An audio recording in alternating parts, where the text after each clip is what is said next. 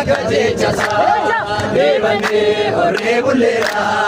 Wagayon, Ebisera, Wagane, Akojimasa,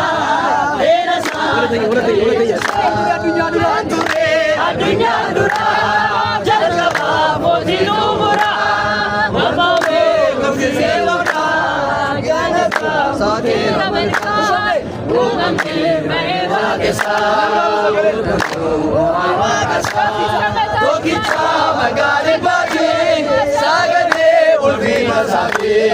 Devane, Orebulera, Wagayon, Ebisera, Wagane, Akojimasa, Erasa, Akajechasa,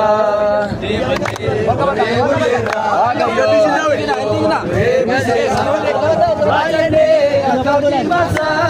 Erasa, Akajechasa.